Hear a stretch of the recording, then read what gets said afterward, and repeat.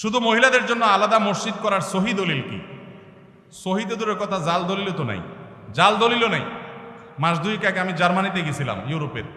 তো জার্মানিতে বার্লিনে একটা মসজিদ আছে, ইমামও মহিলা।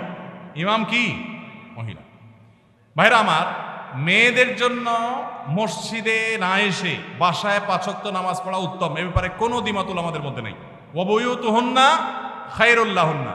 তবে হাদিসের আগের অংশ আছে, আল্লাহ নবী সাল্লাল্লাহু আলাইহি সাল্লাম বলেছেন, লা তামনাউ মা আল্লাহি মাসাজিদ আল্লাহ, আল্লাহর বান্দিরা মসজিদে আসলে বাধা দিও না, কিন্তু তাদের জন্য মসজিদে আসার চাইতে বাসা নামাজ পড়া বেশি উত্তম। তার নবীজি চাইতেন তারা যেন বাসায় পড়ে।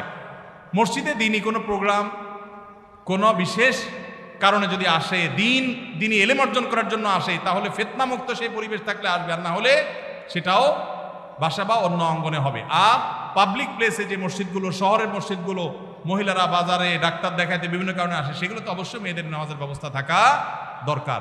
কিন্তু মেয়েদের জন্য মসজিদে এসে 5 ওয়াক্ত নামাজের জামাতে হাজির হওয়ার চাইতে বাসায় নামাজ পড়া অধিকতর উত্তম। মদিনায় এক মহিলা নবী সাল্লাল্লাহু আলাইহি ওয়াসাল্লামের পেছনে এসে নামাজ পড়ার জন্য, মসজিদে নামাজ 1 রাকাতে 1000 রাকাতে সওয়াব, নবীজিকে যখন বলেছেন, নবীজি বলেছেন, তুমি তোমার বাসায় পড়লে বেশি সওয়াব হবে, কেন কষ্ট করে আসো? এখানে 1000 পালে ওখানে আরো বেশি পাবে। কিন্তু আমাদের বন্ধুরা অনেকে আবেগে নিজেকে সামলাইতে পারেন না। আল্লাহ আমাদের বুঝার তৌফিক দান করুন।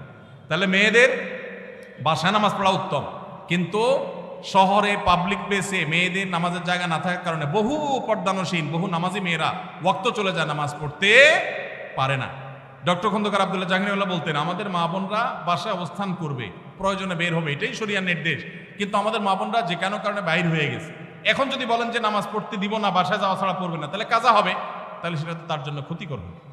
এই জন্য ব্যালেন্স আমাদেরকে শিখতে হবে। তো মহিলাদের জন্য আলাদা মসজিদ করার, পৃথক মসজিদ করার কোনো নজির শরিয়াতে নাই, কোনো আলেমের কোনো মত এর সপক্ষে নাই। এটা সারাসর ফিতনা যদি কেউ করে, নাজায়েজ হবে।